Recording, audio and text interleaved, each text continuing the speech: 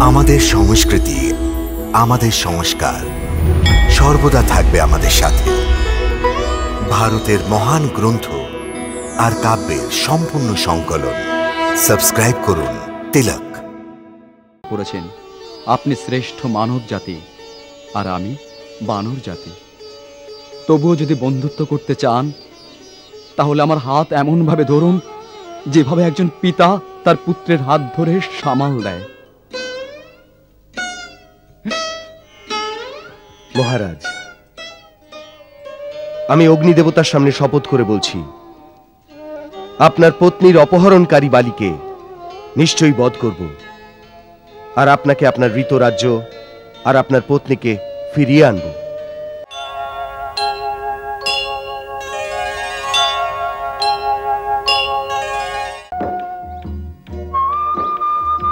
প্রভুনাথ, ইনি হলেন মহারাজ সুগ্রীব। আর মহারাজ, ইনি হলেন রঘুকুল তিলক শ্রীরামচন্দ্র। আর ইনি ওনার ছোট ভাই লক্ষণ। আমি সূর্যপুত্র সুগ্রীব আপনার শ্রীচরণে প্রণাম জানাচ্ছি। আমি দশরথ নন্দন রাম মহারাজ সুগ্রীবকে প্রণাম জানাচ্ছি। আপনি এক সিংহাসনবিহীনকে মহারাজ বলে সম্বোধন করলেন, এ যে আপনার মহানুভবতার পরিচয়। মহানুভবতার পরিচয় নয়, এ আমার হৃদয়ের ইচ্ছের প্রকাশ মাত্র। আমরা আপনাকে সদা মহারাজ স্বরূপই দেখব। আমি আপনার কথা শুনে কৃতার্থ হয়েছি। এবার আমার অন্দরে চলুন, আমার নিবাসকে ধন্য করুন।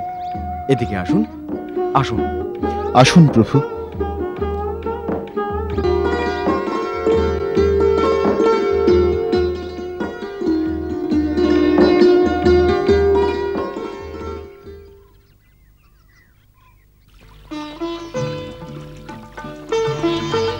আসুন, আসন গ্রহণ করুন। না মহারাজ, এ স্থান আপনার। আপনি আমার অতিথি। তবু রাজার আসনে সর্বদা রাজাকেই মানায়। বসুন। ধন্যবাদ প্রভু, আগে আপনি বসুন।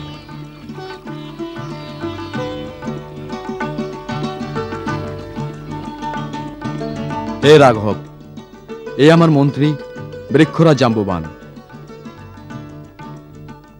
নল আর নীল, হনুমান সহ এরা সকলেই বুদ্ধিমান, বীর এবং আমার খুব অনুগত।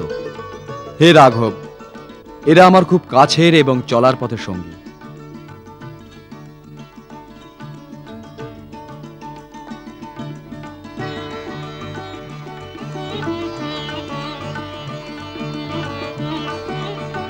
আপনি বড়ই ভাগ্যশালী, কেননা এরকম মন্ত্রী আর সহযোগীদের পাওয়া যারা রাজার হিতৈষী, নিঃস্বার্থ।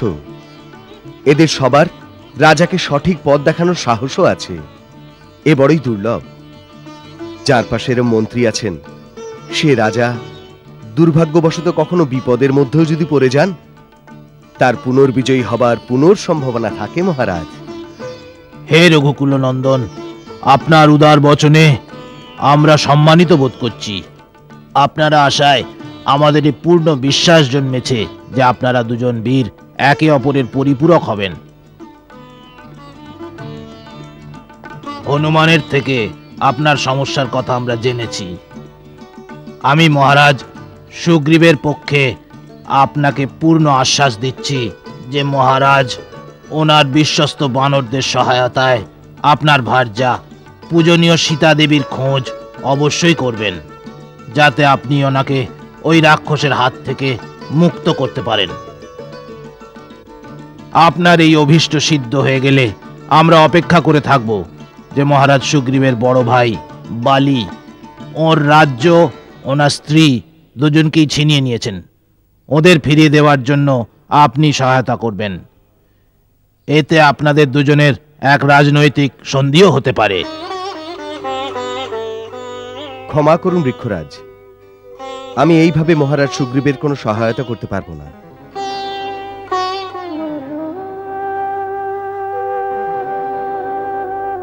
এরকম তো কোনো চতুর ব্যাপারই করতে পারে।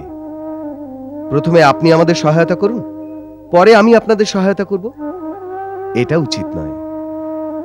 আর দ্বিতীয়ত, আপনি যে রাজনৈতিক সন্ধির কথা বললেন, রাজনীতির মধ্যে তো কেবল স্বার্থের কথাই বলা হয়েছে, আর আমার প্রকৃতিতে স্বার্থের কোনো স্থানই নেই। ক্ষমা করুন হে নাথ, আমরা অল্প বুদ্ধি সম্পন্ন জীব। আমাদের ভাষার উপর নজর না দিয়ে আমাদের ভাবনার প্রতি নজর দিন।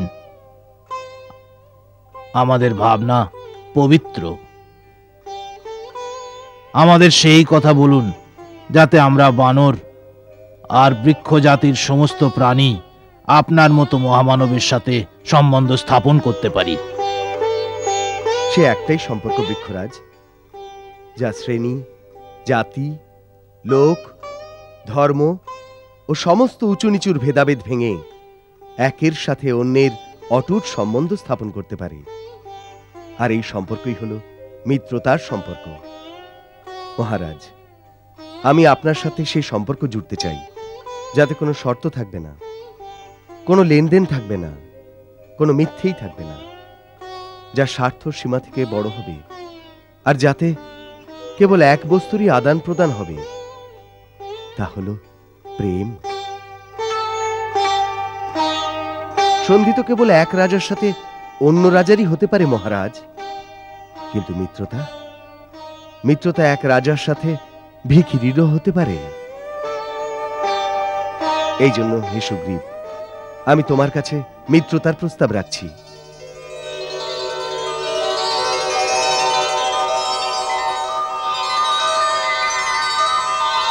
আপনি ধন্য প্রভু।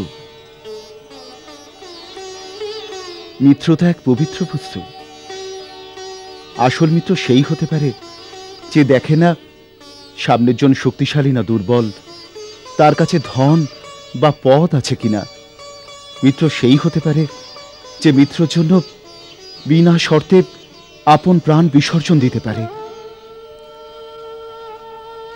মহারাজ সুগ্রীব, আজ আপনার আপন চিন্তার সাগর পার করার জন্যে শ্রীরামের মিত্রতারূপী নৌকা মিলে গেছে। শ্রীরাম আজকে না চাইতে মিত্রতা প্রদান করে যেন এক মৃত বীরকে জীবন দান দিয়েছেন।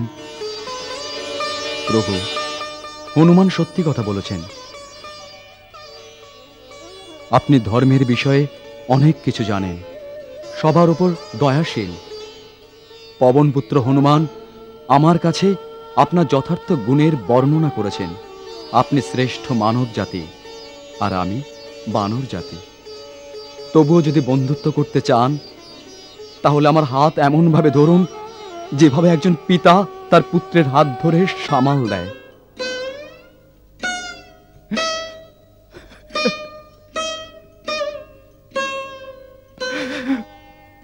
আমার হাত দুটো আপনি ধরুন না প্রভু।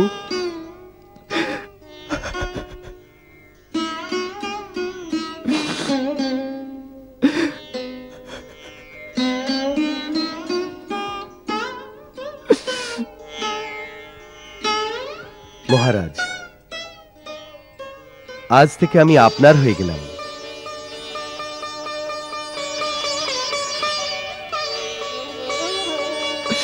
হে প্রভু,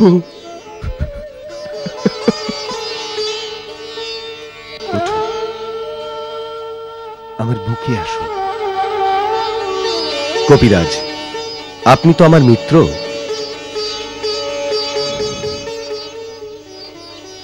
আমার মতন হেরে যাওয়া আপন পথ থেকে বিতাড়িত এক দুঃখী বানরকে আপনি আপনার মিত্রতা প্রদান করলেন। রাম, আপনার হৃদয় সাগরের থেকেও বিশাল। সত্যি মিত্র সেই, যে আপন পরাস্ত মিত্রকে পুনরায় বিজয়ী করার জন্য আপন প্রিয়ের চেয়েও প্রিয় বস্তু বলিদান করে দেন।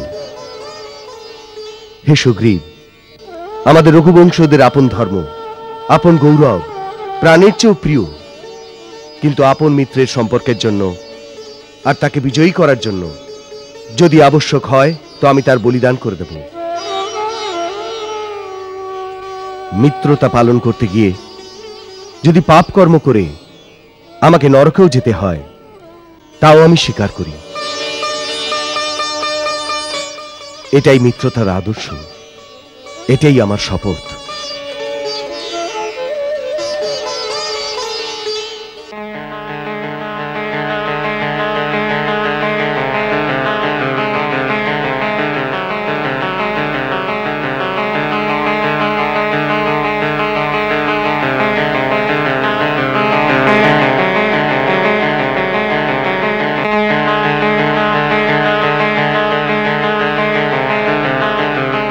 আমি এই পবিত্র মুহূর্তকে অমর বানানোর জন্য অগ্নিদেবকে সাক্ষী রাখতে চাই।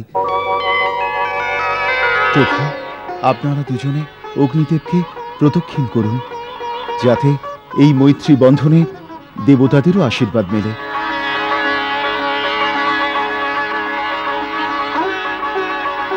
আসুন প্রভু।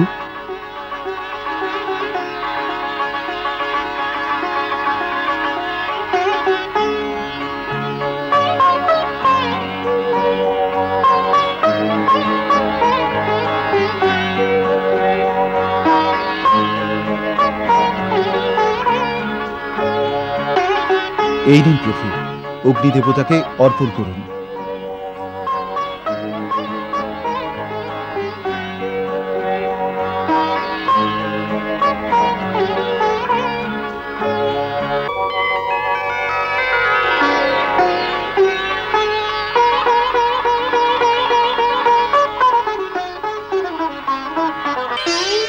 আজ থেকে আমরা দুজন সুখ দুঃখের সাথী হলাম।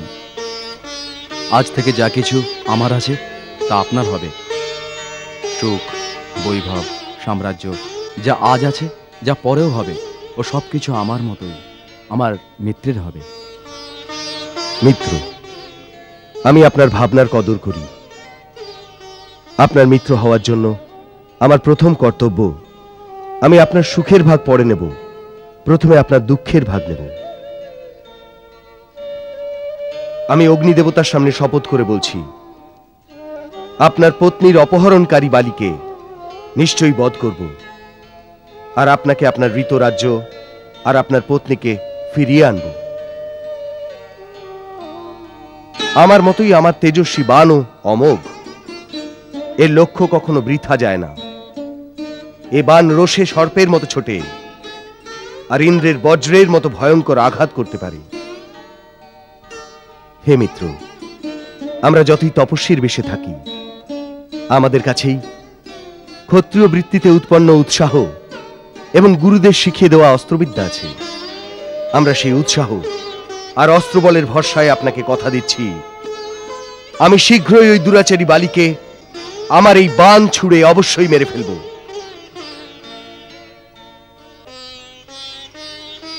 শ্রীরাম,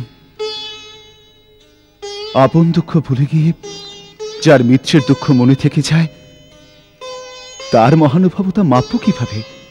স্বয়ং শিশুনাগও আপন শাস্ত্রজ্ঞান দিয়ে ব্যাখ্যা করতে পারবেন না। দেবী সীতার খোঁজ করতে আপনি আমাদের সহায়তা চাইতে এসেছেন, কিন্তু তার আগেই আপনি মহারাজ সুগ্রীবকে সাহায্য করার ভীষণ প্রতিজ্ঞা করলেন। আপনি ধন্য হে প্রভু, আপনাকে কোটি কোটি প্রণাম।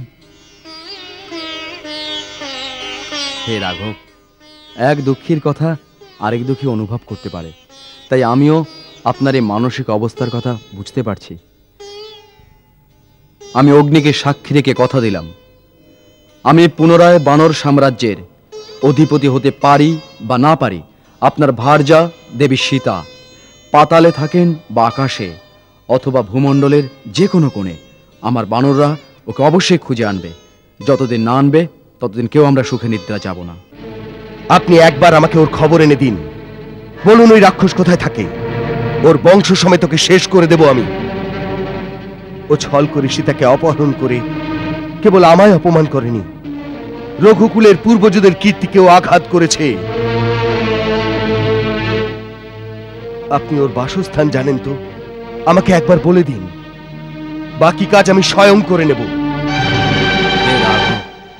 ওই পাপিষ্ঠ রাক্ষসের গুপ্ত নিবাস স্থান কোথায় আছে, তার কতটা শক্তি আছে, ওর পরাক্রম আর ওর বংশ কেমন, এসব কথা তো আমি কিছুই জানি না। কিন্তু তবু কথা দিচ্ছি, আমি এমন কাজ করব যাতে মিথিলেশ কুমারী সীতা দেবীকে আপনি অবশ্যই পেয়ে যান। আমার অনুমান, আমি দেবী সীতাকে ওই রাক্ষসের সঙ্গেই দেখেছি। দেখেছেন? আপনি সীতাকে দেখেছেন? কবে, কিভাবে? একদিন আমরা 5 জন পর্বত শিখরের ওপর বসেছিলাম। আমরা ক্রূর রাক্ষসকে আপন রথে করে এক নারীর সাথে দক্ষিণের দিকে যেতে দেখেছি। ওই দেবী জোরে জোরে সহায়তার জন্য ডাকছিলেন, আর আমরা বসে আছি দেখতে পেয়ে উনি কাপড়ের এক পুটলিতে কিছু বেঁধে ফেললেন। কে আছো, বাঁচাও! কে আছো, বাঁচাও!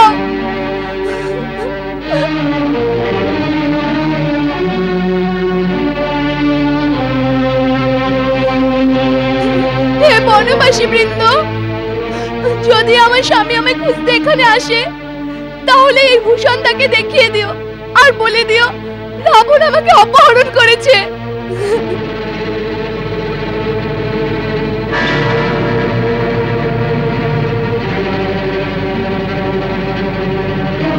আমরা ওই পুটলিটা খুলে দেখি ওর মধ্যে কিছু আভূষণ আছে। আমি ওই আভূষণ এখনই আনিয়ে দিচ্ছি, আপনি দেখে নিন। হনুমান, ওই পুটলিটা নিয়ে এসো।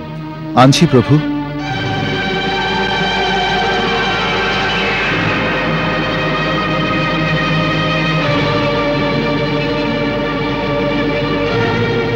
এই দেখুন সেই পুটলি।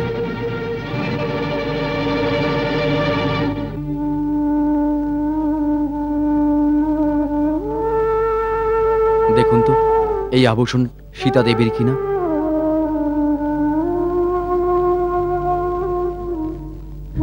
হ্যাঁ মিত্র, এ সীতারই আভূষণ। ও আপন বস্ত্র থেকে এই অঞ্চল খণ্ড ছিঁড়ে নিজের আভূষণ বেঁধে ফেলে দিয়েছে, যাতে আমি ওর পথের খবর পাই। লক্ষণ, দেখো, এটা সীতারই বাজুবন্ধ, এটা ওর কর্ণফুল। লক্ষণ ভাই, এগুলো সীতার না? दादा, नाहं जनामि केवडे, नाहं जनामि कुंडले, नुपुरे तो भी जनामि नित्य पदाभिवंदना। दादा, আমি তো বউঠানের মুখের দিকে কোনোদিন তাকাইনি, এজন্য ওনার কুণ্ডল, ওনার বাজুবন্ধ আমি চিনতে পারবো না।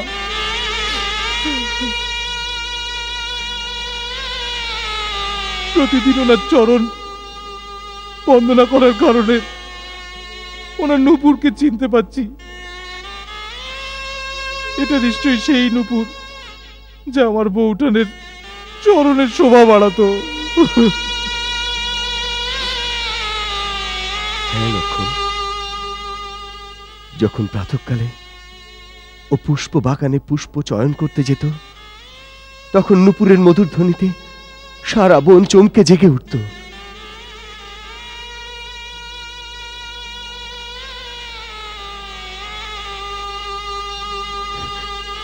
এই আঁচল দিয়ে ও আমার পদযুগল মুছে দিত।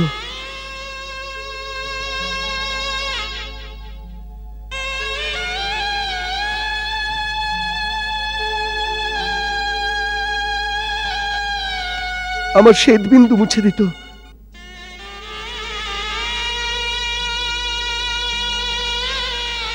এই আঁচলে বাতাস দিত আমাকে।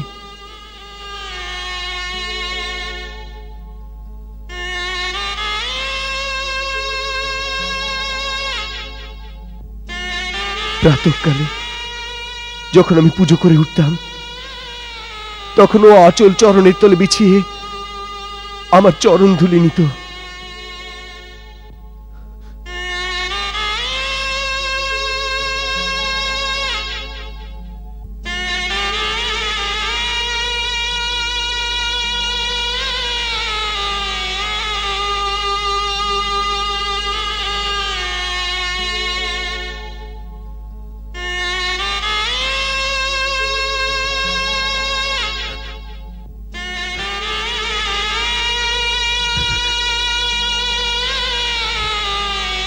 লক্ষণ, আর আজ এই আঁচলকেই ও আপন দূত বানিয়ে আপন দুঃখের কথা বা শোনাবার জন্য আমার কাছে পাঠিয়েছে। সীতা, সীতা, আমি তোমার সংবাদ পেয়ে গেছি। আমি তোমাকে মুক্ত করতে অবশ্যই আসব। তুমি যেখানেই থাকো না কেন চিন্তা করো না, তোমার রাম তোমার সহায়তার জন্য আসবে। সীতা, সত্যি সত্যি আসবেন আপনি? কি হয়েছে? কার সঙ্গে কথা বলছো তুমি? যেন মনে হলো আমার স্বামী আমায় বললেন আমি আসবো। সীতা, আমি অবশ্যই আসবো। ত্রিজটা, এটা কি সত্যি নাকি আমার ভ্রম? এ ভ্রম হতে পারে না পুত্রী।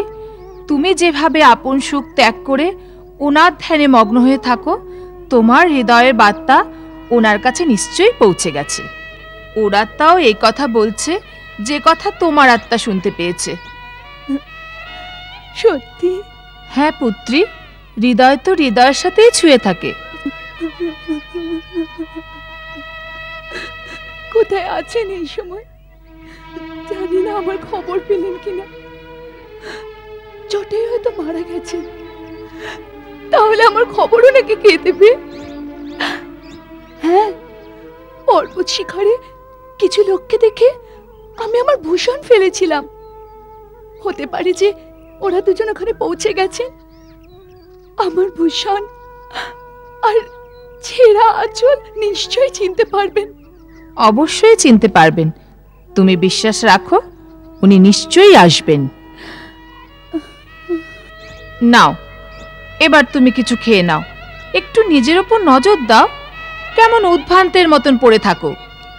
বারবার ডাকলে তবে সাড়া পাওয়া যায়। নাও, খেয়ে নাও। চেতনা দিয়ে আমার কি হবে? আমি তো আমার স্বামীর সঙ্গে মনে মনে ঘুরে বেড়াই। আমি চাই যে এই পাপীর আস্তানার কথা যেন আমার মনেই না থাকে।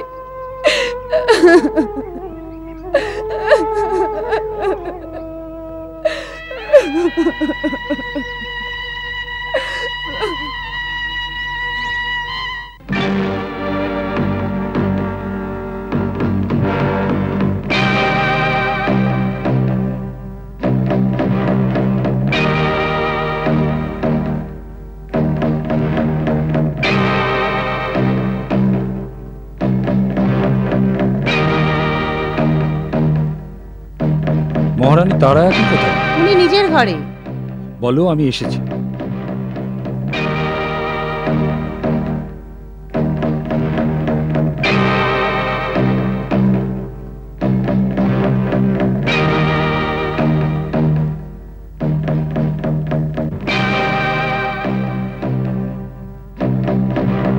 মহারানী জয় হোক। রাজকুমার অঙ্গদ এসেছেন। আচ্ছা, ওকে অন্দরে নিয়ে এসো। যে আজ্ঞে।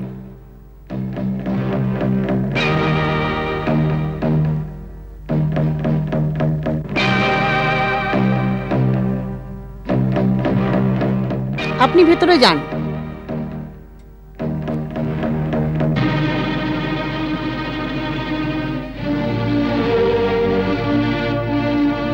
প্রণাম মাতা।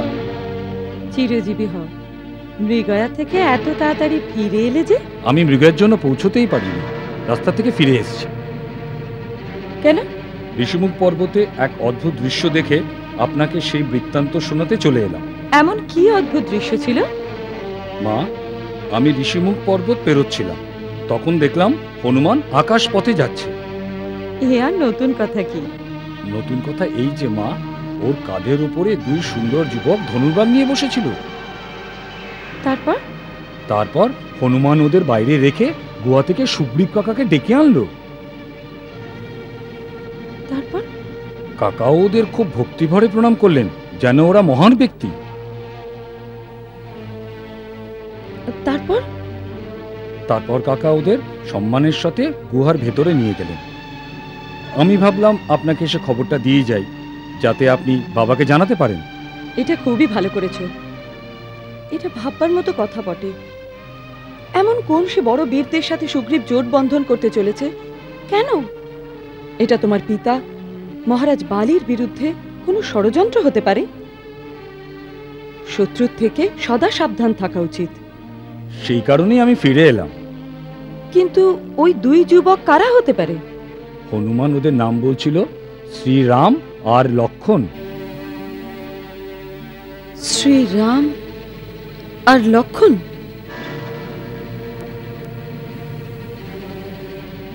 শ্রীরাম আর লক্ষণ হতে পারে, কিন্তু মহারানী, এই দুই নামে এমন কি আছে যাতে তোমাকে ভয়ে ভীত দেখাচ্ছে?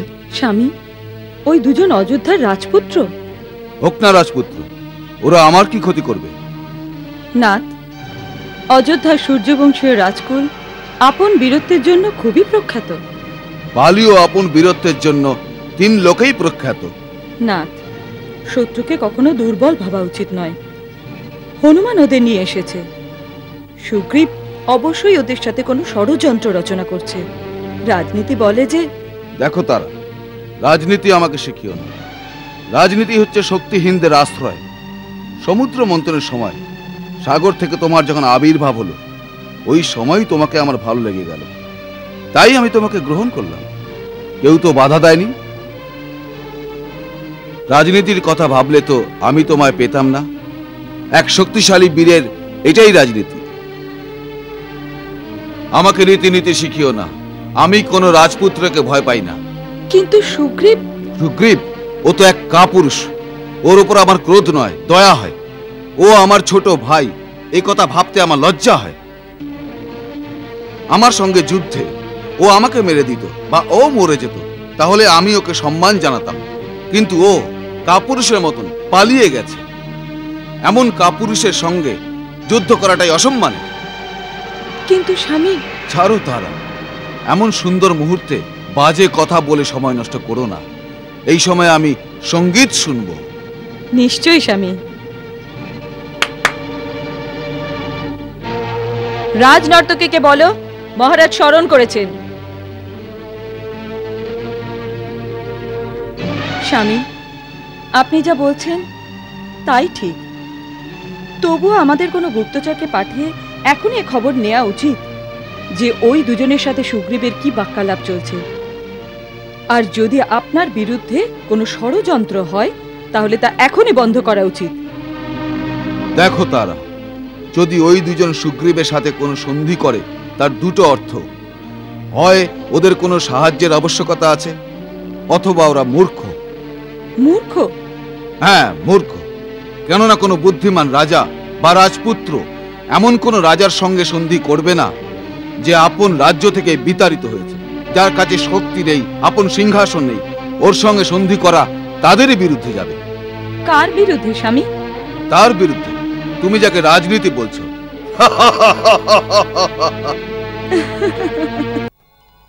মহারাজ, যে পরিবারে ভাই ভাই নিজেদের মধ্যে মিলেমিশে একসঙ্গে থাকে, এমনই ঘরকে এই পৃথিবীর স্বর্গ বলা হয়। আপনারা দুই ভাই একসঙ্গে কেন থাকতে পারলেন না, এ বড়ই দুঃখের কথা। আপনাদের দুজনের শত্রুতার কি কারণ হলো, এটা আমি জানতে চাইছি। দুই ভাইয়ের মধ্যে শত্রুতা সত্যি শোকের কথা, কিন্তু বালি যে খুবই তিরস্কারপূর্ণ ব্যবহার করেছে। ও পদাঘাত করে আমাকে রাজ্য থেকে বের করে দিয়েছে। শুধু তাই নয়, আমার স্ত্রী, যে আমার প্রাণের চেয়ে অধিক প্রিয়, তাকেও আমার থেকে ছিনিয়ে নিয়েছে। আমার যত শুভচিন্তক সাথী ছিল ও বন্দী বানিয়েছে।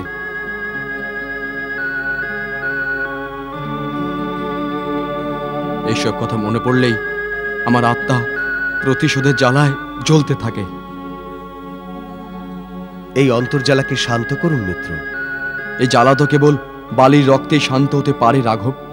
কেননা যদি আমি হৃদয়ের এই জ্বলতে থাকা আগুনকে শান্ত করার কথা কখনো ভাবিও, তো বালি ভাবতে দেবে না।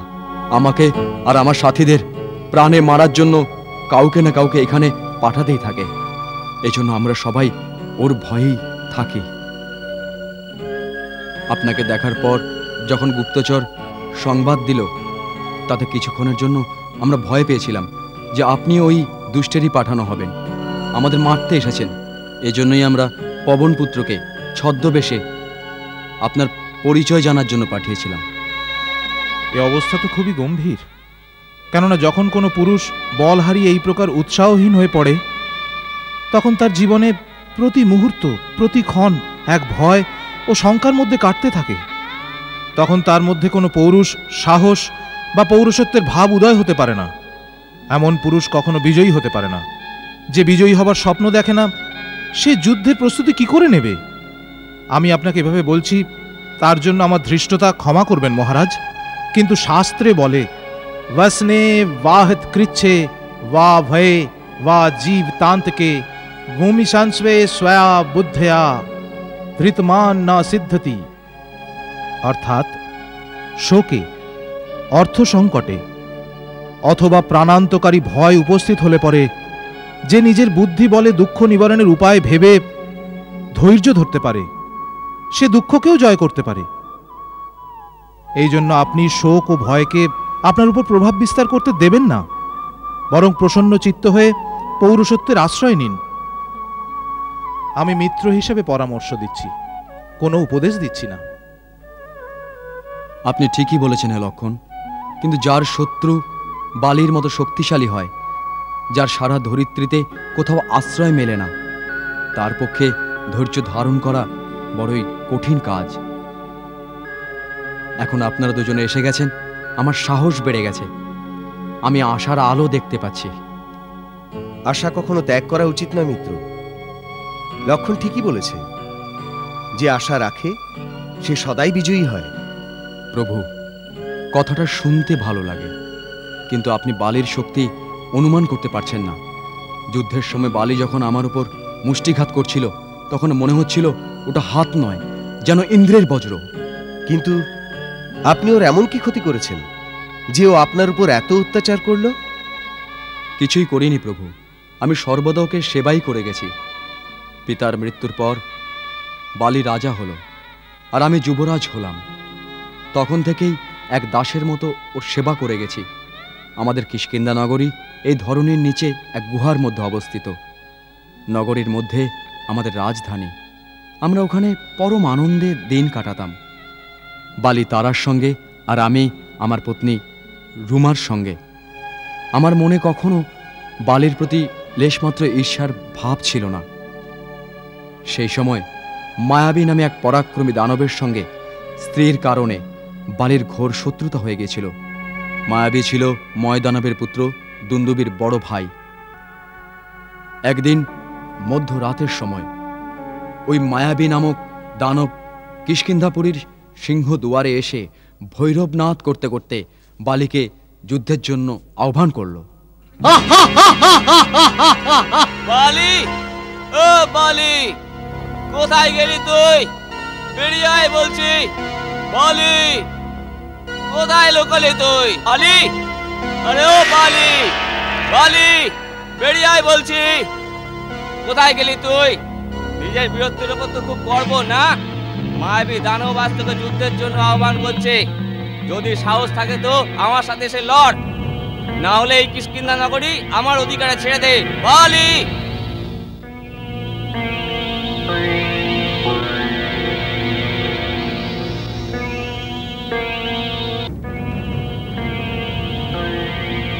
গজরাচ্ছে যখন গজরাতে দাও দাদা, তুমি যেও না, রাত্রে নিশাচরের শক্তি দ্বিগুণ হয়ে যায়। সরে যাও সুগ্রীব, বালিও কারোর থেকে কম নয়। তাহলে আমিও তোমায় একা যেতে দেব না, আমিও সঙ্গে যাব। তাহলে এসো। বালি, কতক্ষণ আর বইয়ের আঁচলের মধ্যে মুখ লুকিয়ে থাকবি? গুহার বাইরে বেরিয়ে আয়, দেখি তোর ক্ষমতা। আমার সামনে এসে হয় যুদ্ধ কর, নয়তো চুরি পড়ে নে। হ্যাঁ, এ কি তুই ভাই? না না না না না, আমি যুদ্ধ করব না।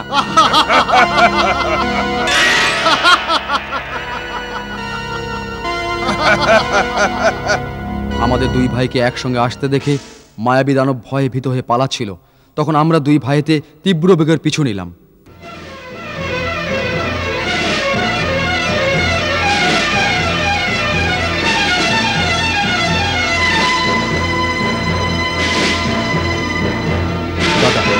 যে ভিতুর মতো গুহার মধ্যে লুকিয়ে পড়ে তাকে ছেড়ে দাও। না সুগ্রীব, বারবার আমায় যুদ্ধের জন্য আহ্বান করে, যখন মদ্যপান করে নেয় তখন কিষ্কিন্ধা নগরের দরজায় এসে এই প্রকারে গর্জাতে থাকে। আজ আমি ওকে চিরকালের জন্য শান্ত করে দেব। কিন্তু দাদা, শত্রুর ঘরেতে বুঝে সুঝে প্রবেশ করা উচিত। এই গুহা কত দূর গেছে তার কোনো হদিশ নেই। এই জন্য আমার বিচারে আমাদের ফিরে যাওয়াই উচিত। তুমি বড় কাপুরুষ সুগ্রীব, কিন্তু বালিকারোর যুদ্ধের আহ্বান সহ্য করতে পারে না। আজ হয় ও থাকবে, নয় আমি থাকব। তুমি এই গুহার মুখে পাহারা দাও, যাতে ওর সাহায্যের জন্য কেউ না আসতে পারে। আমি ভেতরে গিয়ে প্রতিদিনের এই ঝামেলা মিটিয়ে দিচ্ছি। যতক্ষণ আমি না আসবো তুমি এখানে দাঁড়িয়ে থাকবে, বুঝেছো?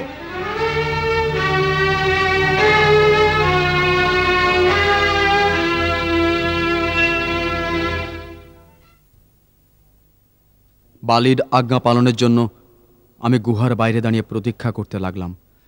দিনের পর দিন, মাসের পর মাস চলে গেল। ওখানে প্রতীক্ষা করতে করতে 1 বছর পেরিয়ে গেল।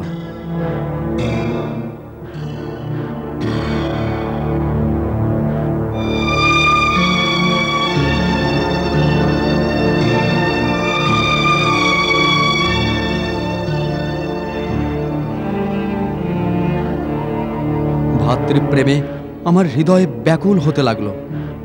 আমার মনেতে শঙ্কা হতে লাগলো যে গুহার মধ্যে কোথায় হারিয়ে গেল আমার ভাই। অবশ্যই মায়াবীর হাতে মারা গিয়ে থাকবে।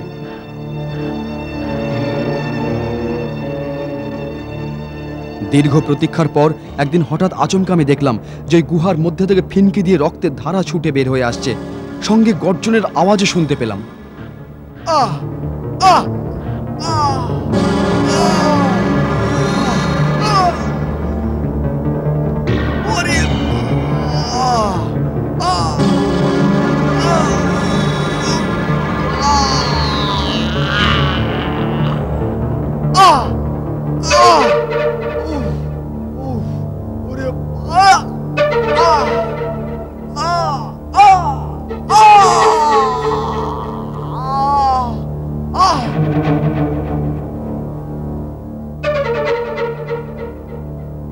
কিছুক্ষণ পর ভৈরবনাথ শান্ত হয়ে গেল। সময় বইতে লাগলো। আমি উতলা হয়ে উঠলাম। আমি নিশ্চিত হয়ে গেলাম দাদা বালি ওই ভয়ানক দানবের হাতে মারা গেছেন। আমি এই ভয়েতে আতঙ্কিত হয়ে সেই দুষ্ট দানব যাতে বাইরে এসে উৎপাত না করে সেই জন্য গুহার মুখ বড় পাথর দিয়ে বন্ধ করে দিলাম।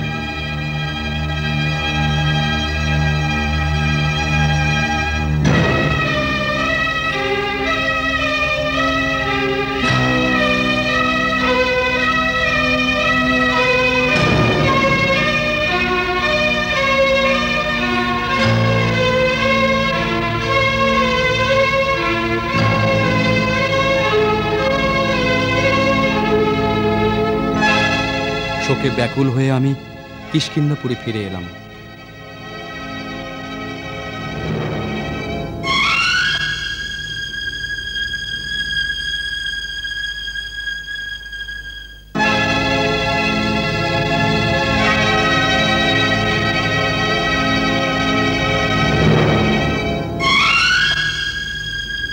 ফিরে আসার পর মন্ত্রীরা এই সিদ্ধান্ত নিলেন যে বালি থাকার সময় আমি কিষ্কিন্ধার যুবরাজ ছিলাম, বালি না থাকায় আমাকেই রাজা বানানো হোক।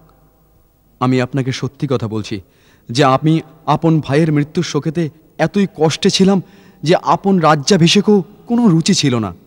কিন্তু মন্ত্রীরা এটা ভাবলেন যে রাজা বিনা সারা বানর সাম্রাজ্য ছন্ন ছাড়া হয়ে যাবে। আমার রাজ্যাভিষেক করে আমায় রাজা বানিয়ে দিলেন।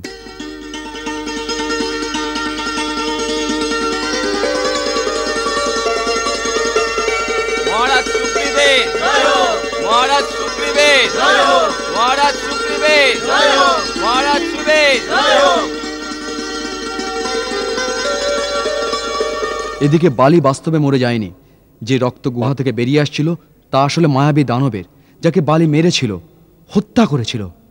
বালি যখন গুহার মুখে এলো তখন সে দেখলো একটা বড় পাথর দিয়ে গুহার মুখ বন্ধ করা আছে। তখন ওর আমার উপর ভীষণ সন্দেহ হলো। ও ভাবলো যে আমি ওর সাথে বিশ্বাসঘাতকতা করেছি। কোনো প্রকারে ও ওই পাথরকে ভেঙে বাইরে এসে সোজা কিষ্কিন্ধায় এসে গেল। এই সময় আমি রাজ দরবারে ছিলাম। বালি ওখানে সোজা চলে এলো।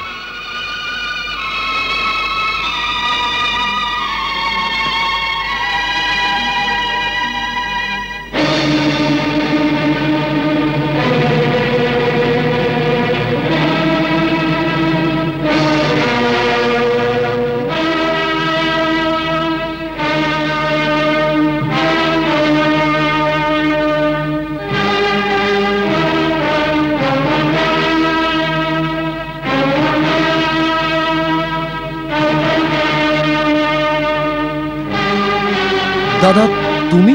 হ্যাঁ, আমি ফিরে এসেছি। আমি জানি যে আমাকে জীবিত অবস্থায় দেখে তুমি খুব অবাক হচ্ছ, তাই না? হঠাৎ হাতে আসা রাজ্য হাতছাড়া হয়ে যাচ্ছে। না দাদা, তুমি আমাকে ভুল বুঝবে না। আমি এই রাজ্য আপন ইচ্ছাতে নিইনি। মন্ত্রী তথা পুরো বাসীরা মিলিতভাবে আমায় এই সিংহাসনে বসিয়েছেন। এই জন্যই যে সম্রাটহীন এই রাজ্যকে বাইরের কোনো শত্রু আক্রমণের পথে না যায়। এই সিংহাসন তোমারই দাদা। আমি তো তোমারই সেবক দাদা। বিশ্বাসঘাতক! এখন এমন এই মিষ্টি মিষ্টি কথা বলতে তো লজ্জা হচ্ছে না? এই পাপীকে দেখো, একে আপন অনুজ মনে করে নিজেকে রক্ষার জন্য গুহার দ্বারে রেখে গেছিলাম। এই বলে গেছিলাম আমি না আসা পর্যন্ত এখানেই পাহারা দেবে। যতক্ষণ আমি ওই মায়াবী দানবের সাথে যুদ্ধ করে ওকে মেরে না ফেলি, ততক্ষণ কেউ যেন ওই রাক্ষসের সহায়তার জন্য ভেতরে না আসতে পারে। কিন্তু এ আমার সঙ্গে বিশ্বাসঘাতকতা করেছে। আমাকে রক্ষা করার জায়গায় এই দুষ্ট ওই গুহার মুখে বড়সড় একটা পাথর রেখে তাকে বন্ধ করে দিয়েছে। সুযোগ বুঝে রাজ্য পদ গ্রহণ করে নিয়েছে। আপন ভাই ও রাজার সাথে বিশ্বাসঘাতকতা করে এ এখন মৃত্যুদণ্ডের পাত্র। এখন যদি আমি একে নিজের হাতে বধ করি তো সেটা অধর্ম হবে না। না মহারাজ, এ সত্য নয়। আজ আমি তোকে ছাড়বো না বিশ্বাসঘাতক। মহারাজ, আমি কোনো বিশ্বাসঘাতকতা করিনি। তুই এখানে রাজা হবি? আমি 1 বছর পর্যন্ত গুহার বাইরে আপনার আজ্ঞা পালনের জন্য ভেবেছিস আমি মরে গেছি? তারপর যখন ভেতর থেকে রক্তের ধারা বাইরে বেরিয়ে এসছে, তখন আমি বুঝে নিলাম যে দানবী এই ভয়েতে যে দানব আমাকেও মেরে ফেলবে আর কিষ্কিন্ধাকে উজাড় করে দেবে। আমি এক বড় পাথর দিয়ে গুহার মুখ বন্ধ করে দিলাম। কিষ্কিন্ধা রাজ্য তোর? আমার ভুলকে ক্ষমা করুন মহারাজ। পুরুষ মহারাজ, এখানে রাজা হবি? মহারাজ, আমাকে ক্ষমা করুন। দুষ্ট পাপী! এই ভীতু, পালিয়ে যাচ্ছিস কোথায়? পুরুষ, পালিয়ে যাচ্ছিস কোথায়? আজ আমি তোকে ছাড়বো না।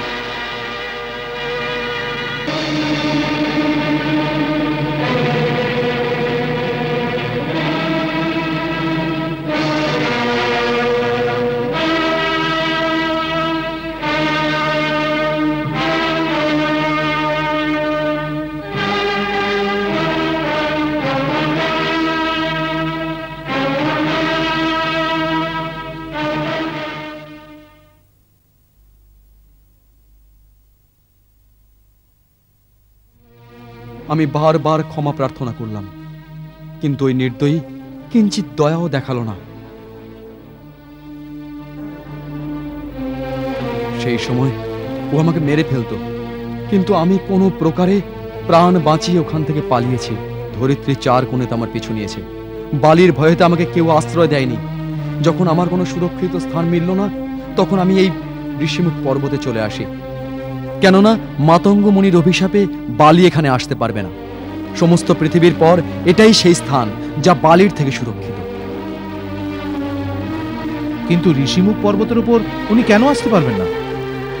বালি যখন দুন্দুভি নামক দানবকে মেরেছিল, তার মৃত শরীরকে 2 হাতের ওপর তুলে প্রচণ্ড গতিতে 4 ক্রোশ দূরে ফেলে দিল। ছুঁড়ে ফেলে দেওয়া ওই দানবের মুখ থেকে বেরিয়ে আসা রক্তের ফোঁটা হাওয়াতে উড়ে মাতঙ্গ মুনির আশ্রমে গিয়ে পড়ে। ওই রক্তবিন্দু দেখতে পেয়ে মুনির বড়ই ক্রোধ হয়, আর উনি ভাবতে থাকেন এ রক্তের ফোঁটা কোথা থেকে এলো। মুনি আশ্রমের বাইরে এসে দেখলেন এক পর্বতাকার মহিষরূপী এক নির্জীব রাক্ষস মাটিতে পড়ে আছে। উনি আপন তপস্যার প্রভাবে জানতে পারলেন যে বানর রাজা বালি এ কাজ করেছে। উনি ক্রোধে বালিকে ভয়ঙ্কর অভিশাপ দিলেন। যে ব্যক্তি রক্তের ফোঁটা ফেলে আমার আশ্রমকে অপবিত্র করেছে, ও আজ থেকে এই বনেতে যেন প্রবেশ না করে। যদিও এমন করে তো ওর মৃত্যু অনিবার্য। আমার আশ্রমের চারপাশে 1 যোজন ভূমির মধ্যে যদিও পা রাখে, তাহলে নিজের প্রাণ হারাতে বাধ্য হবে। এ কথা শোনার পর বালি দৌড়ে মহর্ষির কাছে গেল আর হাত জোর করে ক্ষমা প্রার্থনা করল। কিন্তু মহর্ষি ওর অনুরোধ শুনলেন না, আপন আশ্রমের দিকে চলে গেলেন। বালি মৃত্যু ভয়ে ব্যাকুল হয়ে পড়ল। তখন থেকে ও এই মহান পর্বতে আসতেও চায় না, আর একে দেখার কথা ভাবতেও পারে না। এখানে ওর প্রবেশ অসম্ভব। এটা বুঝতে পেরে মহারাজ সুগ্রীব আপন মন্ত্রীদের সঙ্গে নির্ভয়ে এই বনে বিচরণ করে থাকেন আর ঋষিমুখ পর্বতের উপর বসবাস করেন। প্রভু, বালি মহারাজ সুগ্রীবের অন্য মন্ত্রীদের আর মিত্রদের কারাগারে বন্দী করে রেখেছেন, এমনকি এর পত্নী রুমাকেও ছিনিয়ে নিয়েছেন। ধিক্কার ওকে! এই অপরাধে ওকে মৃত্যুদণ্ড দেওয়া উচিত।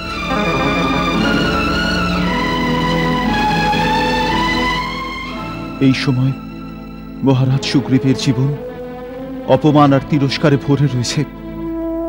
চারিদিকে একে সাহায্য আর স্মরণ করার কেউ নেই। প্রভু, আপনি নিরাশ্রয়ের আশ্রয়, নিরাশার আশা আর দুর্বলের বল। মহারাজ সুগ্রীব আপনার চরণে এসেছেন। আপনার চরণে একে ঠাঁই দিন প্রভু, একে ঠাঁই দিন।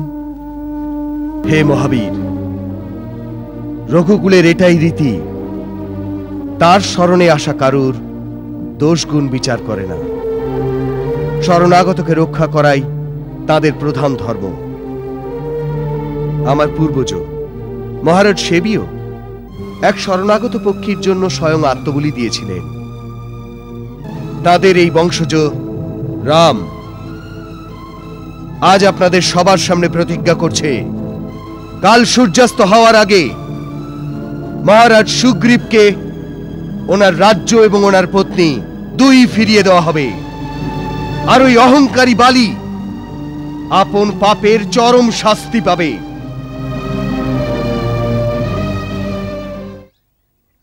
বালি, ও বালি, বাইরে বেরো।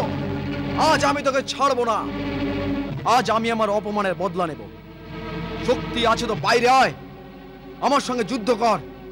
বালি, ও বালি, শক্তি আছে তো বাইরে আয়। এ তো সুগ্রীবের স্বর। হ্যাঁ, ওরে তো। এত বছর বাদে হঠাৎ তোর কি হলো? বালি, ও বালি, বাইরে আয়।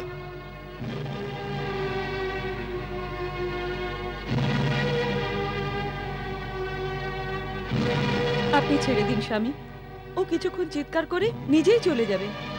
কেউ যুদ্ধের জন্য আমায় আহ্বান করছে আর আমি ঘরে বসে থাকবো? এরকম ভীরু তুমি কবে থেকে হয়ে গেলে? আমি তো কেবল আপনার জন্য বলছি স্বামী, এখন আপনার বিশ্রামের সময়। বিশ্রাম আমি এসে করে নেব। সুগ্রীব আমার প্রহারের সামনে বেশিক্ষণ টিকতে পারবে না। আমি শীঘ্র চলে আসবো। বালি, ও বালি, বাইরে বেরো।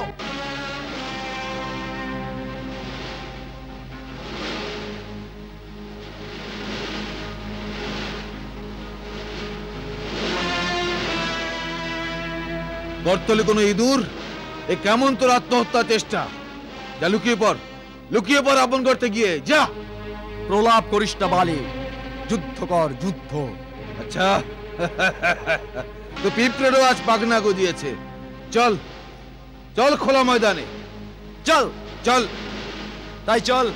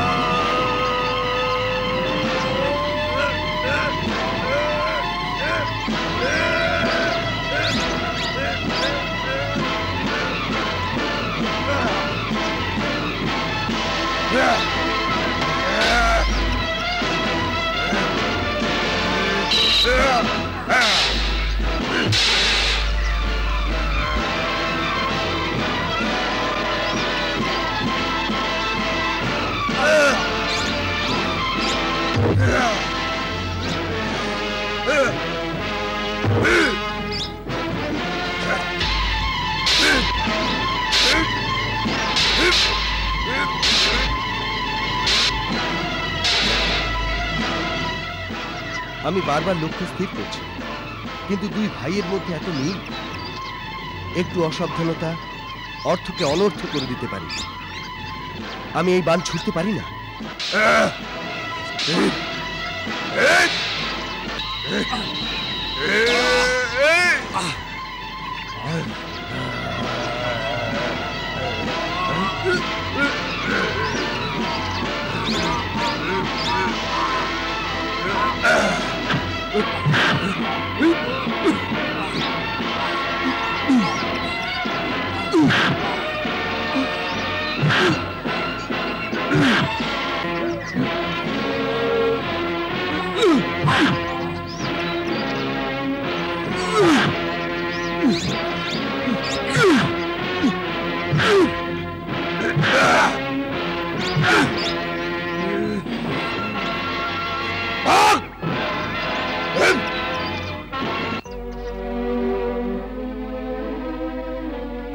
জামবান, মহারাজ বিচলিত হবেন না, সব ঠিক হয়ে যাবে।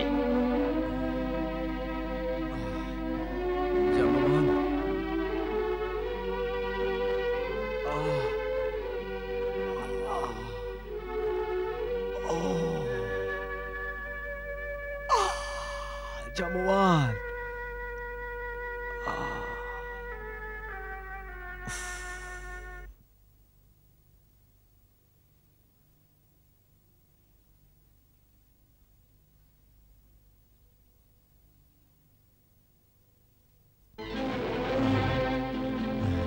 কেমন আছো মিত্র? বাহ মিত্র বাহ, ভালো কথা রেখেছ, ভালোই মিত্রতা দেখিয়েছ, ভালোই সঙ্গ দিলে।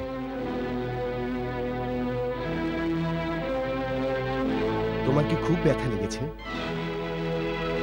কৃপান রঘুবীর, আমি তো প্রথমেই আপনাকে বলেছিলাম যে বালি আমার ভাই নয়, আমার কাল আছে, কাল। তবু আপনি আমাকে উৎসাহ দিয়ে মৃত্যুর মুখে পাঠিয়ে দিয়েছেন, আর আপনি লুকিয়ে লুকিয়ে আমার মার খাওয়ার তামাশা দেখেছেন।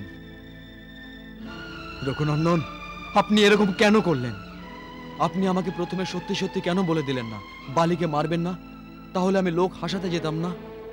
তোমার ক্রোধ স্বাভাবিক, কিন্তু তুমি একবার শান্ত মনে আমার অবস্থাটাও ভেবে দেখার চেষ্টা করো।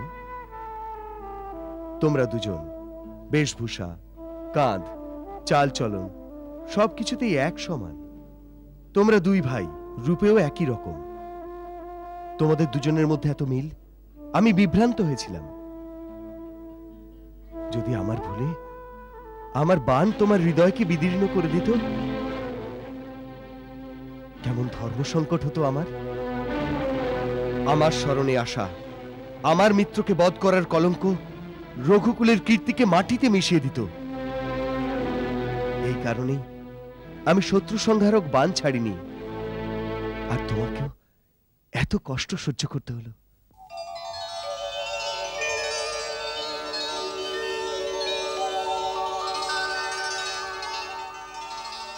মিত্র, এখন তোমার ব্যথা ঠিক কেমন আছে? প্রভু, এ তো চমৎকার হয়ে গেল প্রভু। আপনি স্পর্শ করার সঙ্গে সঙ্গেই আমার আগের সব ব্যথা দূর হয়ে গেছে। এক নবীন উৎসাহ শক্তিতে প্রবাহের সঞ্চার শুরু হয়েছে। আমার প্রভু শ্রীরামের হাতের ছোঁয়ায় মৃতের শরীরেও প্রাণের সঞ্চার হতে পারে। শ্রীরামের মহিমা অতুলনীয়। হনুমান, আমি এই লোকেরই মানুষ, আমাকে ভগবান বানিও না। এ তো শুধু এক মিত্রের জন্য অপর মিত্রের সত্য স্নেহ আর ভালোবাসার প্রভাব। বানররাজ সুগ্রীব তো কেবল মিত্রই নন, এই সময় আমার আশ্রয়দাতাও বটে। মিত্র বৎসল, আমার প্রাণ আপনার অধীন, এই কথা বলে আমায় লজ্জা দেবেন না। আপনি আমাকে আদেশ দিন, আমার কি করণীয় প্রভু? অধর্মী কুচক্রী বালির প্রতিকার। আবার ওকে যুদ্ধে আহ্বান করো। লক্ষণ, বলুন দাদা। চিহ্ন স্বরূপ তুমি একটি পুষ্পমালা সুগ্রীবের গলায় পরিয়ে দাও, যাতে আমি দুজনকেই চিনতে পারি। যথা আজ্ঞা দাদা।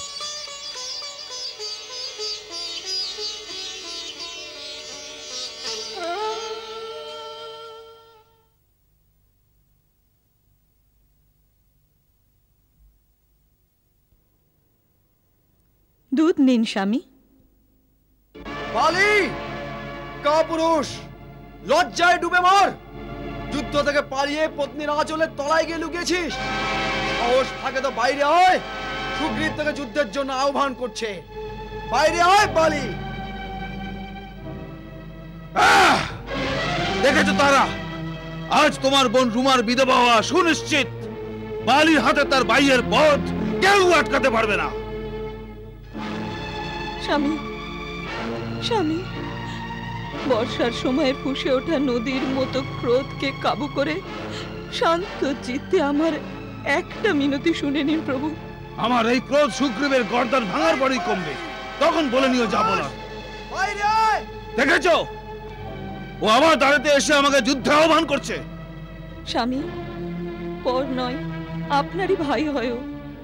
ভাই ভাইয়ের লড়াই সর্বদা জগতের হাসির কারণ হয়। সংসার আপনাকেই দোষ দেবে। বড় যে আপনি স্বামী। বড় ছোটর ফারাক মার কোল পর্যন্ত সীমিত থাকে। এক রাজ্যে দুই রাজা হতে পারে না, সে যেই হোক না কেন।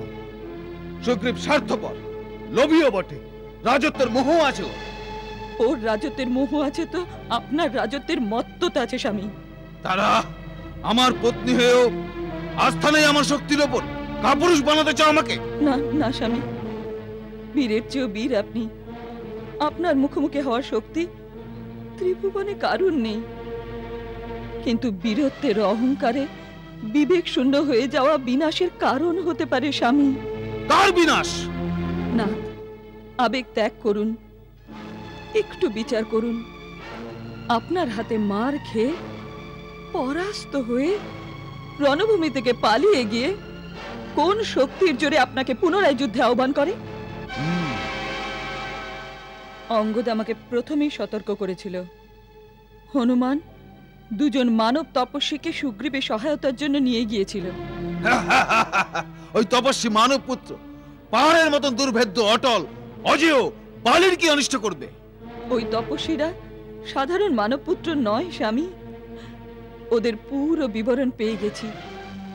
যিনি স্বয়ং মহেশ্বরের ধনুক ভেঙেছেন, তারকা সুবহুকে বধ করেন, তিনি অসাধারণ অলৌকিক ত্রিলোক বিজয়ী রাম আজ সুগ্রীবের সহায়ক হয়ে গেছেন। ওদের থেকেই উৎসাহ পেয়ে ও পুনরায় আপনাকে যুদ্ধের জন্য আহ্বান করছে। সুগ্রীবের এই তর্জন গর্জন, যুদ্ধের জন্য পুনরাগমন আমার মনেতে শঙ্কা উৎপন্ন করছে স্বামী। আপনার ধর্মপত্নীর মিনতি মেনে নিন। আজ এই সময় সুগ্রীবের সাথে লড়তে যাবেন না স্বামী। দেখো, রামের সম্বন্ধে আমি অনেক খোঁজ খবর নিয়ে অনেক তথ্য জেনেছি। উনি ধর্মের পথেই চলবেন। উনি সমদর্শী, অধর্মের সাথে থাকবেন না। বালি, কাপুরুষ, যুদ্ধ থেকে পালিয়ে পত্নীর আঁচলের পেছনে লুকিয়ে পড়েছিস। লজ্জা ডুবে মর। বালি, সাহস থাকে তো বাইরে বেরিয়ে আয়। সুগ্রীব থেকে যুদ্ধের জন্য আহ্বান করছে। এই রাম যে কেউ হোক না কেন, ধিক্কার জানাই ওই অস্ত্র ধারণকারী যোদ্ধাকে, যে শত্রুর আহ্বান শুনেও সামনে যায় না। সুগ্রীব আর বালি একই মায়ের দুধ খেয়েছে। বালি মায়ের দুধের ঋণ ফেরত না দেওয়া কাপুরুষ হয়ে থাকবে? অসম্ভব।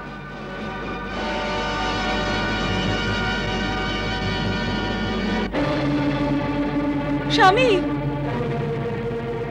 স্বামী, নাথ, নাথ, ক্রোধের বশে আপনার পিতা দেবরাজ ইন্দ্রের দেওয়া এই বিজয় স্বর্ণমালা ধারণ করতে আপনি ভুলে গেলেন।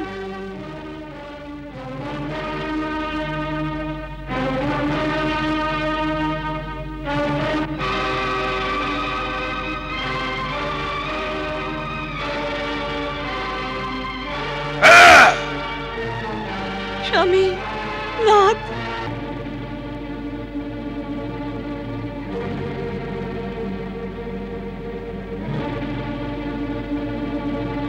নির্লজ্জ, তুই আবার এসেছিস। আমি ছোট ভেবে প্রথমবার তোকে জীবিত ছেড়ে দিয়েছি, কিন্তু এবার ছাড়বো না। মনে হয় তোর মৃত্যু তোকে দ্বিতীয়বার কিষ্কিন্ধার দ্বার পর্যন্ত টেনে নিয়ে এসেছে। কার মৃত্যু হবে সেটা তো যুদ্ধের পরে জানা যাবে। সুগ্রীব, আমার হাতে কেন মরতে চাস? এক্ষুনি চলে যা। কাপুরুষের মতো কথা বলিস না বালি। যদি মায়ের দুধ খেয়ে থাকিস তো সোজা চলে আয় ময়দানে। বেশ ভালো কথা। তোর ভাগ্য তো যদি মরার কথাই লেখা থাকে, তো আয় চলে আয়। চল চল।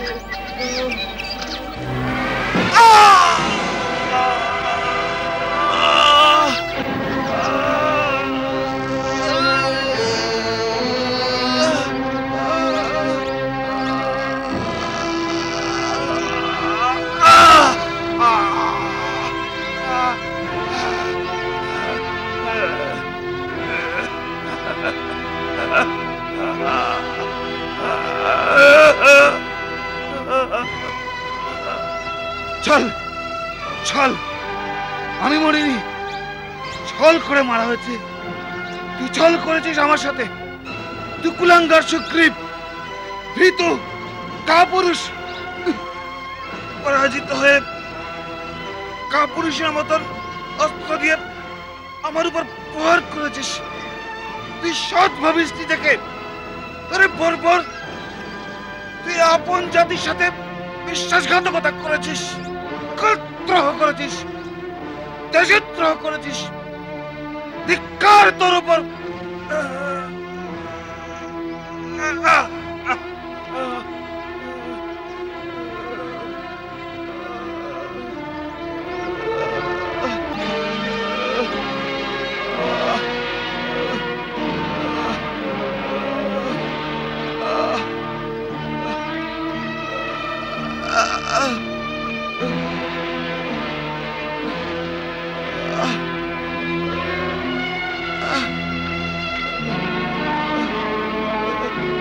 এসে গেছো? তাহলে তুমি সেই রাম? হ্যাঁ, আর্যকুল শ্রেয়মণি স্ত্রী রাম, দশরথ নন্দন, রঘুকুল ভূষণ, যার কীর্তির পতাকা পুরো আর্যাবর্তে উড়ে চলেছে। তুমি সেই রাম। আপনি ঠিকই চিনেছেন কপিবর। ইনি হলেন পুরুষোত্তম শ্রীরাম। প্রথম দর্শন উপলক্ষে কিষ্কিন্ধার রাজা বালির নমস্কার গ্রহণ করবে।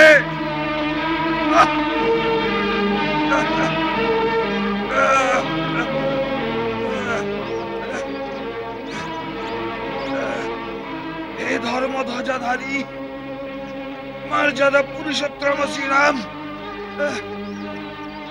আমাকে শুধু এইটুকু বলে দাও, কোন মর্যাদা তুমি পালন করেছ রাম? গিয়ে তুমি আমার উপর প্রহার করেছ। এইভাবে প্রহার করা বীরের কাজ নয়, এটা ব্যারের কাজ রাম। এই দুষ্কর্মের ফলে কি আপন বীরত্বের পরে কলঙ্ক লাগেনি রাম? রাম বলো, রাম বলো, উত্তর দাও রাম, উত্তর দাও।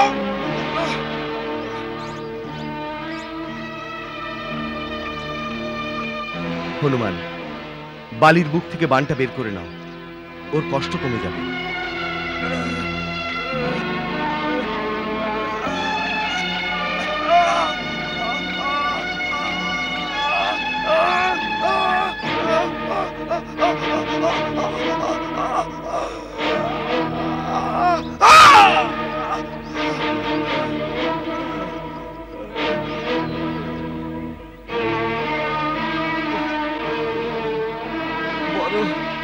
দয়া দেখাচ্ছ যে শ্রীরাম, একটা কথা উত্তর তো দাও। লড়াই তো আমাদের দুই ভাইয়ের মধ্যে ছিল, এমন সময় লুকিয়ে আমায় বধ করা, এটাই কি আপনার মতো আর্যের আদর্শ? আমায় মেরে আপনাদের পুরুষদের সমাজে নিন্দার পাত্র হবেন না। আমার আপনার তো কোনো বিরোধ ছিল না রাম, তাহলে কি কারণে সুগ্রীব এত প্রিয় হয়ে গেল আর আমি আপনার কাছে শত্রু হয়ে গেলাম? ধর্ম হেতু অবতার রঘুরাই, মারো আমাকে ব্যাধের ন্যায়।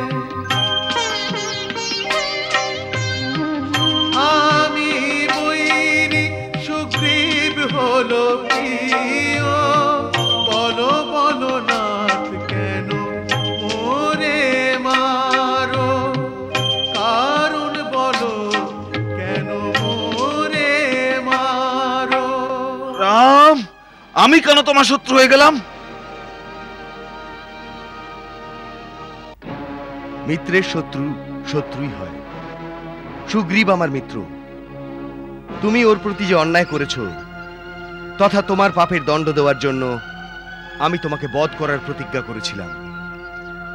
রঘুবংশীয়রা কোনো প্রতিজ্ঞা করলে তার প্রাণ চলে গেলেও সেই প্রতিজ্ঞা পালন করে। দেও প্রতিজ্ঞা পালন করা তার সবচেয়ে বড় স্বভাব। তার জন্য সবার নিন্দার পাত্র হওয়াও তার স্বীকার্য। রাম, সুগ্রীবের সাথে মিত্রতা করায় রাবণের দ্বারা হরণ করা তোমার স্ত্রীকে উদ্ধার করার স্বার্থ লুকিয়ে নেই, কিন্তু আপন প্রাণের ভয়ে পাহাড়ের ক্ষোভে মুখ লুকিয়ে পড়ে থাকা এই কাপুরুষ তোমার কি সাহায্য করবে বলো? এর জন্য তুমি কিষ্কিন্ধার রাজা বালির কাছে আসতে, তো দেখতে আমি এরই মধ্যে ওই দুরাত্মাকে বেঁধে তোমার চরণে এনে ফেলতাম। সীতাকেও যদি সাগরের গভীরে, আকাশে, পাতালে, যেখানেই লুকিয়ে রাখুক না কেন, আমি সীতা মাতাকে তোমার কাছে এনে দিতাম। যেভাবে কূটনীতিক ছলে তুমি বালির বধ করলে, এই অনৈতিক কাজকে তুমি ইতিহাসের দৃষ্টিতে কখনোই ন্যায়োচিত প্রমাণ করতে পারবে না।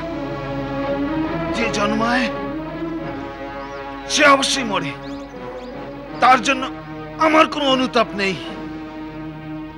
আমার পরে সুগ্রীব রাজা হবে, তাও অনুচিত নয়।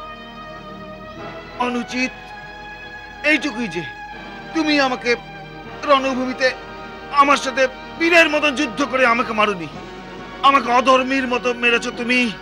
তুমি আমার নিরপরাধ হত্যা করেছো। তোমারই পাপের প্রায়শ্চিত্ত কখনো হবে না রাম, কখনো হবে না।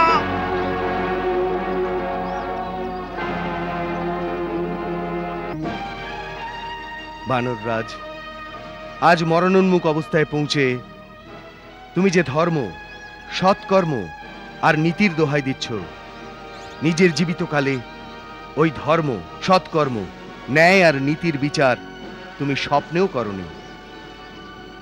ধর্ম, অর্থ কাজ আর লৌকিক আচার তুমি স্বয়ংই জানো না। আচার্যের দ্বারা ধর্মের স্বরূপকে ঠিক ঠিক না জেনেই আজ তুমি আমাকে ধর্মের উপদেশ দিতে চাও? আমার নিন্দা করার সময় তুমি আমার চোখে অবুঝ বালকের স্বভাবের মতোই। তুমি স্বয়ং চপল আর চঞ্চল চিত্ত, আর তোমার অজিদাত্তা বানরেরা তোমার মন্ত্রী। যেভাবে এক অন্ধ আরেক অন্ধকে রাস্তা দেখায়, তেমনি তোমার চপল মন্ত্রী তোমায় পরামর্শ দেয়। তো তুমি ধর্মের বিচার কিভাবে করবে? ধর্মের সূক্ষ্ম স্বরূপকে কিভাবে চিনবে? ধর্মের কথা তো দূরে, আপন অপরিমিত বলেই মত্ত হয়েই তুমি তো সামান্য লৌকিক আচার ব্যবহারের বিচারও কখনো করনি। বড় দাদা, পিতা তথা গুরু তিনি এক সমান পূজনীয় মান্য হয়ে থাকে, ঠিক সেরকম ছোট ভাই, পুত্র তথা শিষ্য তিনি এক সমান মানা হয়। পুত্রের বধূ, অনুজ ভার্যা আর ভগ্নীর সাথে আপন কন্যার সমান পবিত্র সম্বন্ধ রাখা পারিবারিক, সামাজিক তথা নৈতিক ধর্ম। কিন্তু তুমি কখনোই কোনো মর্যাদার পালন করনি। আপন ছোট ভাই সুগ্রীবের সাথে অন্যায় করে বিনা কোনো দোষে ওকে নির্বাসিত করে দিয়েছ, আর ও বেঁচে থাকতেই ওর পত্নী রুমাকে অধর্ম আর অনীতির দ্বারা পত্নীর মতো আপন অধীনে রেখেছ। এরকম পুরুষকে বধ করে আমি তার উপযুক্ত দণ্ড দিয়েছি। অনুজ বধূ ভগ্নী সমনারী, ভবকন্যা সমধর্ম বিচারী।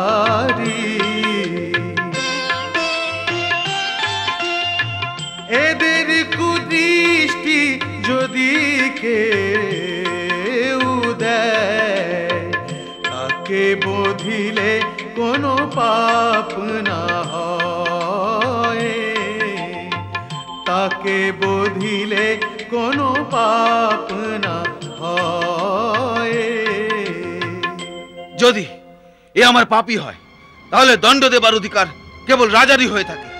তোমার কি অধিকার ছিল ন্যায়ের বান আপন হাতে নেওয়ার? শ্রীরাম, অহংকারী বানর, তোমার এটা জানা উচিত। পর্বত, বন, কাননের সাথে যুক্ত এই সারা পৃথিবী আমাদের শিবাকু বংশের রাজাদের। এই সময় শিবাকু বংশের রাজা ভরত ওরই আজ্ঞা পালনকারী, আর পবিত্র শিবাকু বংশের বংশধর হওয়ার জন্য এখানকার পশু, পক্ষী, নর, বানর সবার প্রতি দয়ার ভাব রাখা অথবা দণ্ড দেওয়ার অধিকার আমার আছে। ধর্মাত্মা রাজা ভরত এই পৃথিবীর পালন করে থাকেন, আর উনি থাকতে কোনো প্রাণী ধর্মের বিরুদ্ধে আচরণ করতে পারে না। অতএব আমরা সবাই ওনার আজ্ঞাতেই শ্রেষ্ঠ ধর্মের মধ্যে থেকে তোমার মতো ধর্মভ্রষ্ট পুরুষকে বিধিবৎ দণ্ড দিয়ে থাকি। বালি, সৎ পুরুষে ধর্ম অতি সূক্ষ্ম হয়ে থাকে, তাকে বুঝতে পারা খুব কঠিন। এতটা জেনে রাখো, যদি রাজা কোনো পাপীকে দণ্ড দেন, তাহলে পাপী ওই দণ্ড ভোগ করে নিষ্পাপ হয়ে যায়। কিন্তু যদি রাজা পাপীকে উচিত দণ্ড না দেয়, তো সেই দণ্ডের ফল রাজাকে স্বয়ং ভুগতে হয়। মনুস্মৃতিতে মনু মহারাজও এই বলেছেন, রাজপি কৃতদণ্ডাস্তু কৃত্তা পাপানি মানবাহু निर्मला सर्ग महांति संता सुकृति नौपधा शासनाद बापी मुक्सदबा इस्तेनाह पापात प्रमुच्यते राजत्व शासन पापश्च तद पानुति किल विषम। हे বানররাজ, তুমি যে পাপ করেছো সেই অনুসারে তোমার বধ সর্বদা ধর্ম অনুসারে উচিত মনে করা হবে।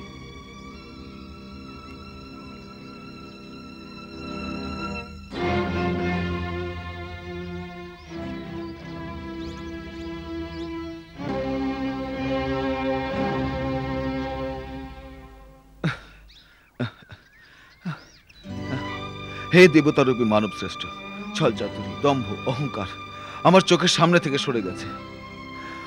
আমার আত্মার অন্তর্দৃষ্টি খুলে গেছে। মানবাত্মা পরমাত্মাকে চিনতে পেরেছে। আপনার অমোঘ বাণের প্রভাবে, যন্ত্রণায়, অজ্ঞাতবশে আমার মুখ থেকে আপনার প্রতি অনেক অনুচিত কথা বেরিয়ে গেছে। আমি আপনার কাছে ক্ষমা প্রার্থী। আপনি তো পরমাত্মা তত্ত্বের যথার্থ জ্ঞানী, আর আমি তো ধর্মভ্রষ্ট প্রাণীদের মধ্যে অগ্রগণ্য। হে কৃপা সিন্ধু, আমার জীবন তো প্রায় শেষের মুখে, তাই আপনি আপনার চরণ ছুঁতে দিয়ে আমাকে প্রায়শ্চিত্ত করতে দিন প্রভু। প্রভু, প্রভু।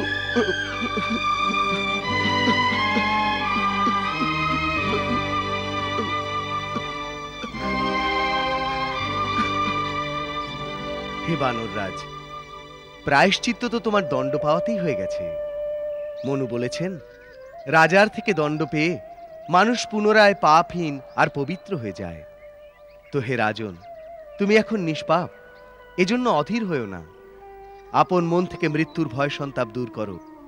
আমরা সবাই তোমার দীর্ঘায়ুর মঙ্গল কামনার সাথে তোমার সেবা আর উচিত ব্যবস্থা করে তোমার প্রাণের রক্ষা করব। প্রভু, অপেক্ষা কিসের জন্য? জীবন তো বারবার পাবো, কিন্তু আপনার হাতে মরেও যে শান্তি, তা তো কখনো পাবো না। হে রাম, তো আর হবে না, আর কখনো হবে না। নাথ দাও দয়া করি, পর মাগি আমি মোর লাগি, এই জনি জন্মে কর্ম নাশ দাও, রাম পদে অনুরাগ মোর দাও, রাম পদে অনুরাগ মোর।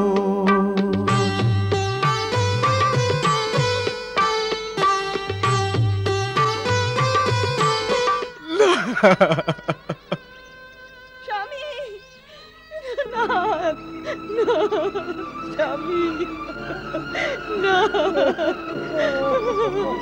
আপনার কি হলো স্বামী? কি হলো?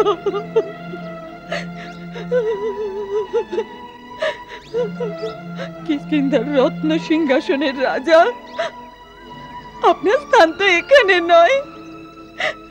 বড় বড় গজরাজ, গিরিরাজ, যার আঘাতে ধুলে মিশে যেত, তিনি ধুলে পড়ে আছেন আজ। স্বামী, না না, আপনি উঠুন নাথ, নাথ আপনি উঠুন। তারা, তারা সাগরিকা, তুমি তো জ্ঞানের সাগর, ধৈর্য রাখো। দেখো, তোমার সামনে ত্রিলোকের প্রভু শ্রীরাম দাঁড়িয়ে আছেন। না, আমি দেখতে পাচ্ছি না স্বামী। আমার ত্রিলোক তো আপনি স্বামী। উঠুন, উঠুন, আপনার কিষ্কিন্ধার রাজভবনে চলুন স্বামী, রাজভবনে চলুন। এখনো কিছুক্ষণ, কিছু মুহূর্ত, কিছুটা শ্বাস বাকি আছে। তারপর যেখানে চাও নিয়ে গিয়ে প্রতিষ্ঠিত করো তোমার স্বামী কিষ্কিন্ধার রাজা বালিকে। আমাকে সঙ্গে নিয়ে চলুন স্বামী।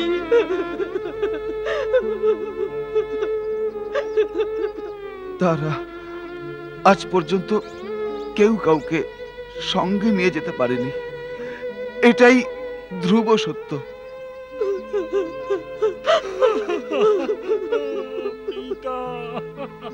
একলা আসা, একলা যাওয়া, এটাই সনাতন সত্য, সৃষ্টির সনাতন নিয়ম। তারা, তোমার আমার এই বন্ধন এই পর্যন্তই ছিল। না প্রভু, জীবনের অন্তিম সময় পর্যন্ত সুখে দুঃখে, জীবনে মরণে কেউ আমরা আলাদা থাকতে পারবো না, থাকতে পারবো না। যেখানে আপনি যাবেন, সেখানে আমি যাব।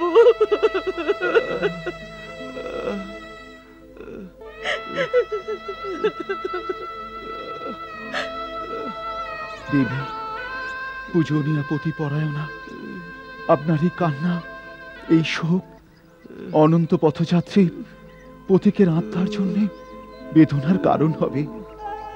শান্তিতে প্রাণ ত্যাগ করতে দিন আপনার প্রাণাধিককে। না না স্বামী, স্বামী, স্বামী, স্বামী, তোমরা গিয়ে অনুষ্ঠানের আয়োজন করো। যথা আজ্ঞা প্রভু।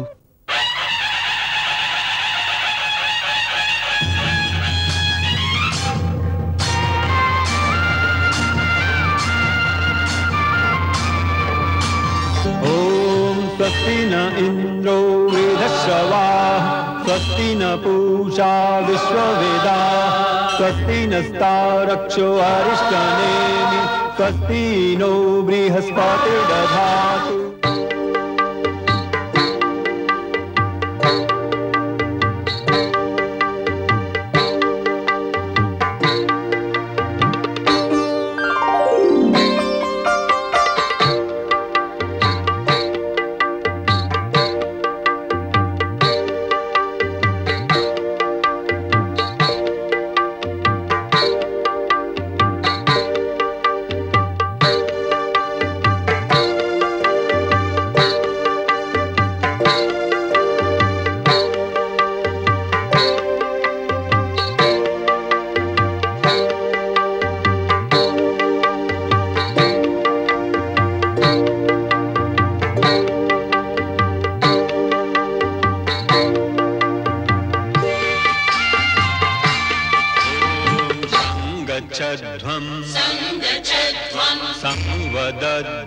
संवदध्वं संवो मनांसि जानता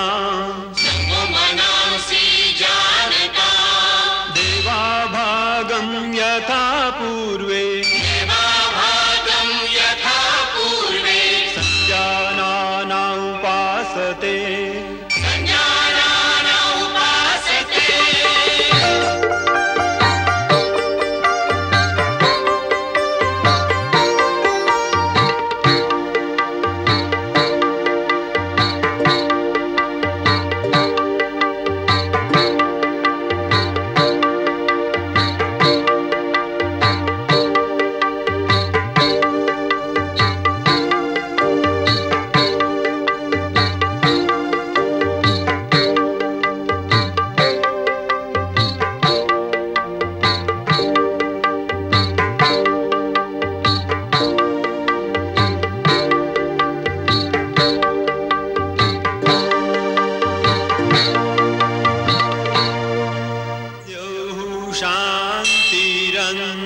शांतिरंतरिक्षगुं शांति पृथिवी शांतिरापः शांतिरोषधयः शांतिः वनस्पतयः शांतिर्विश्वे देवाः शांतिर्ब्रह्म शांति सर्वज्ञं शांति शांतिरेव शांति सामा शांतिरेधि ओम शांति शांति शांति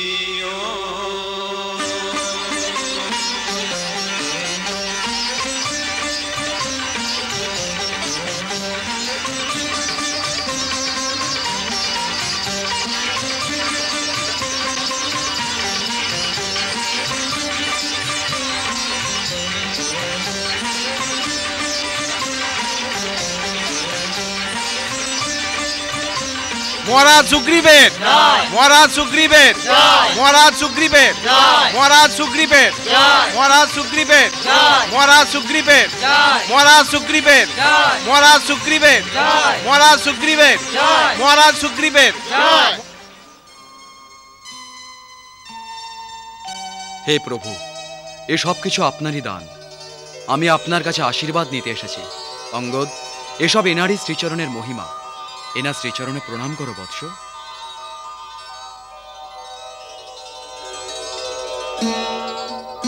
যুবরাজ অঙ্গদ, ভগবান তোমাকে সুখী দীর্ঘায়ু এবং যশস্বী করুন।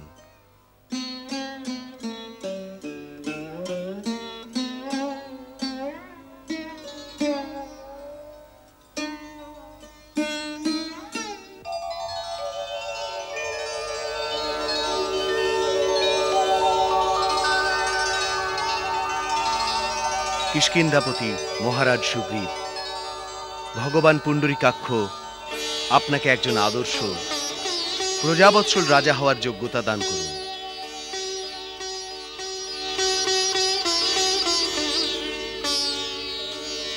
বসুন মহারাজ। মহারাজ, এই সময় আপনার প্রথম কর্তব্য হবে রাজ্যের সমস্ত শক্তিকে সংগঠিত করা।